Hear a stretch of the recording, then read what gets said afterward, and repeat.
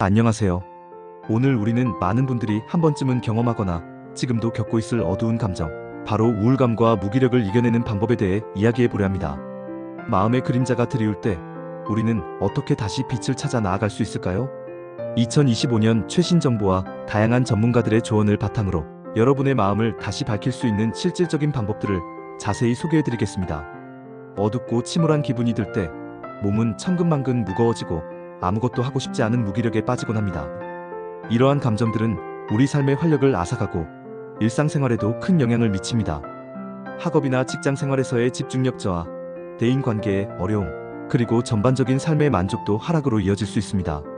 하지만 중요한 것은 이러한 감정들이 영원하지 않으며 충분히 극복할 수 있다는 사실입니다.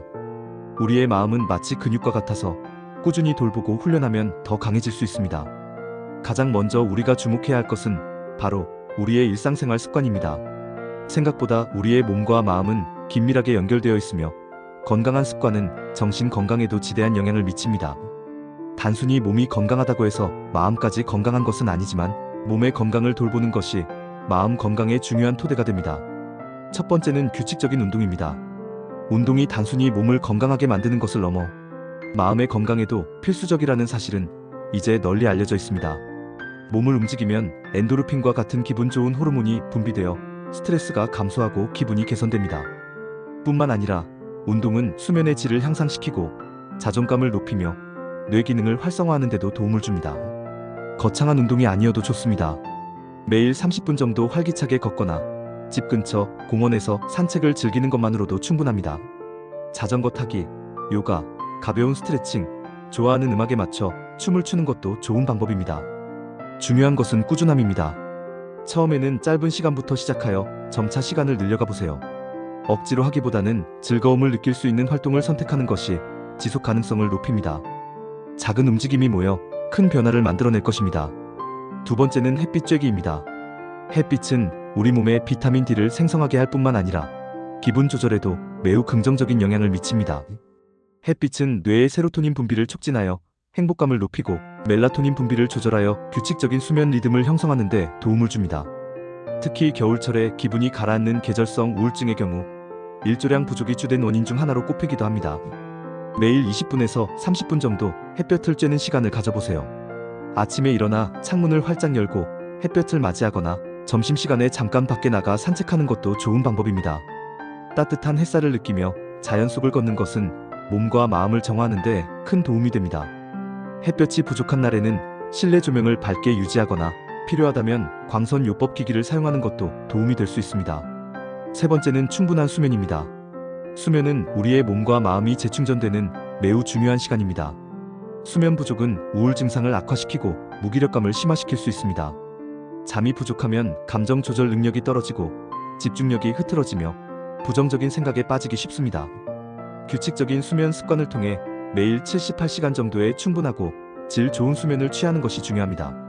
잠자리에 들고 일어나는 시간을 주말에도 일정하게 유지하고 잠들기 전 스마트폰이나 TV 시청을 자제하며 편안하고 어두운 수면 환경을 조성하는 것이 숙면에 도움이 됩니다.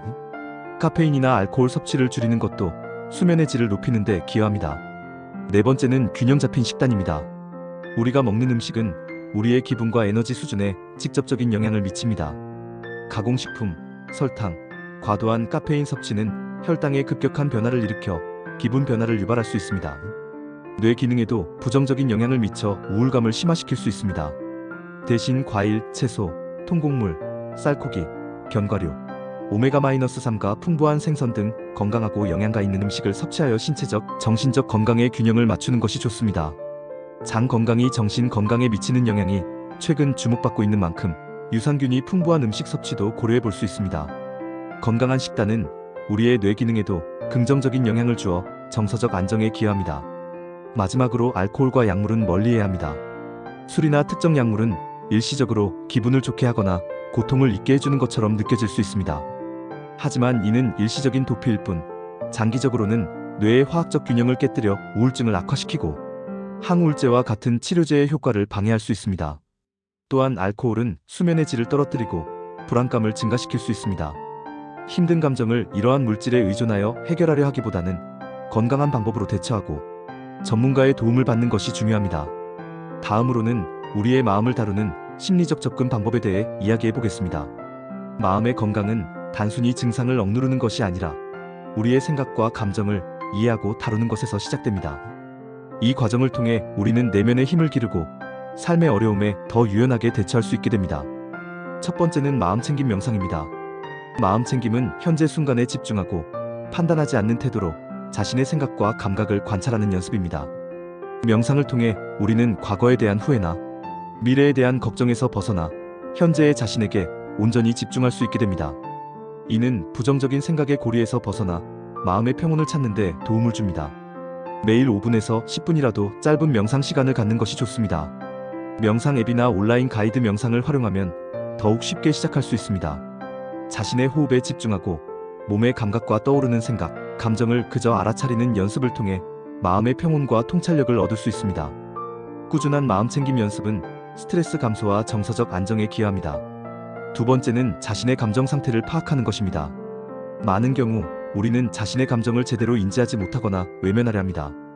화가 나는 것이 당연하다거나 슬퍼서는 안 된다는 식으로 스스로의 감정을 평가하고 억압하기도 합니다. 하지만 자신의 감정을 인지하고 이해하는 것은 우울증 극복의 첫걸음입니다. 지금 내 기분이 어떤지, 왜 이런 감정이 드는지 스스로에게 질문하고 감정의 변화를 관찰하는 습관을 가져보세요. 감정 일기를 쓰는 것도 좋은 방법입니다. 매일 자신의 기분과 감정을 기록하고 그 원인이 무엇이었는지 생각해보세요. 자신의 감정을 글로 표현하면서 객관적으로 바라볼 수 있게 되고 감정 패턴을 이해하는 데 도움이 됩니다. 이는 자신의 내면을 더 깊이 이해하는 과정이 됩니다. 세 번째는 인지행동치료, 즉 CBT입니다. 인지행동치료는 부정적인 사고 패턴을 인지하고 이를 합리적이고 긍정적인 방향으로 수정하는 데 도움을 주는 과학적으로 검증된 치료법입니다. 예를 들어 나는 아무것도 할 수 없어와 같은 자동적으로 떠오르는 비합리적이고 부정적인 생각을 지금은 힘들지만 작은 것부터 시작해 볼 수 있어. 완벽하지 않아도 괜찮아와 같이 현실적이고 긍정적인 생각으로 바꾸는 연습을 합니다. 이러한 사고의 전환은 감정 변화로 이어지고 행동 변화를 유도합니다. 전문가의 도움을 받아 CBT를 진행하면 우울증을 극복하고 재발을 방지하는 데 큰 도움이 될 수 있으며 장기적으로 스트레스 관리와 문제 해결 능력 향상에도 기여합니다. 네 번째는 행동 활성화입니다. 많은 분들이 기분이 좋아지면 무엇이든 할 수 있을 텐데라고 생각하며 행동을 미루곤 합니다. 하지만 역설적으로 행동을 먼저 시작함으로써 기분이 좋아지는 경우가 많습니다. 우울감에 갇혀 있을 때는 작은 활동조차도 엄청난 노력처럼 느껴질 수 있습니다. 심지어 침대에서 일어나는 것조차 버겁게 느껴질 때가 있습니다. 하지만 이럴 때일수록 의식적으로 작은 활동이라도 시작하는 것이 중요합니다. 예를 들어 침대에서 일어나 샤워하기, 옷 갈아입기, 잠깐 밖에 나가기, 짧은 산책하기 등 아주 사소한 행동부터 시작해보세요. 이러한 작은 행동들은 무기력의 고리를 끊고 성취감을 느끼게 하며 긍정적인 경험을 선사합니다. 작은 성공 경험들이 쌓이면 무기력감을 깨고 긍정적인 에너지를 얻을 수 있으며 이는 다시 더 큰 활동으로 이어지는 선순환을 만듭니다. 마지막으로 사회적 활동의 중요성입니다. 사람은 사회적 동물이며 다른 사람들과의 연결은 우리의 정신 건강에 매우 중요한 영향을 미칩니다. 고립감은 우울감을 심화시키는 주범 중 하나입니다. 첫 번째는 사회적 연결을 유지하고 강화하는 것입니다. 가족, 친구, 지인들과의 관계는 우울감을 해소하는 데 중요한 역할을 합니다. 비록 힘든 시기에는 사람들과 어울리는 것이 부담스러울 수 있지만 작은 교류라도 시도하는 것이 중요합니다. 전화 통화를 하거나 가벼운 메시지를 주고받는 것부터 시작해보세요. 자신의 감정을 믿을 수 있는 사람과 나누는 것은 큰 위로가 될 수 있으며 혼자가 아니라는 느낌을 줄 수 있습니다. 정기적인 만남을 계획하거나 함께 즐길 수 있는 활동을 찾는 것도 좋습니다. 두 번째는 취미 활동에 참여하는 것입니다. 자신이 즐거움을 느끼는 취미 활동에 참여하여 삶의 활력을 되찾는 것이 좋습니다. 그림 그리기, 음악 감상, 독서, 요리, 뜨개질, 식물 가꾸기 등 무엇이든 좋습니다. 취미 활동은 성취감을 느끼게 하고 즐거움을 통해 부정적인 감정에서 벗어날 수 있도록 돕습니다. 같은 관심사를 가진 사람들과 소통하며 사회적 관계망을 확장하는 기회가 되기도 합니다. 새로운 사람들을 만날 수 있는 동호회나 모임에 참여하는 것도 좋은 방법입니다. 이러한 활동은 삶의 의미를 부여하고 활력을 되찾는 데 큰 도움이 됩니다. 세 번째는 새로운 기술을 배우는 것입니다. 새로운 것을 배우는 것은 우리의 뇌를 자극하고 자신감을 높이며 성취감을 느끼게 합니다. 온라인 강의를 듣거나 외국어를 배우거나 새로운 악기를 배우는 등 관심 있는 분야를 찾아보세요. 새로운 지식과 기술을 습득하는 과정에서 우리는 성장의 기쁨을 느끼고 능동적인 삶의 태도를 가질 수 있게 됩니다. 이는 우울감을 극복하는 데 필요한 긍정적인 에너지를 얻는 데 크게 기여합니다. 작은 목표를 세우고 이를 달성해 나가는 과정 자체가 치료적 효과를 가질 수 있습니다. 이러한 노력들에도 불구하고 우울 증상이 심각하거나 장기간 지속된다면 주저하지 말고 전문가의 도움을 받는 것이 가장 중요합니다. 정신건강 전문의, 상담사, 심리치료사 등 전문가들은 여러분의 상태를 정확히 진단하고 개인에게 가장 적합한 치료 계획을 수립하는 데 필수적인 역할을 합니다.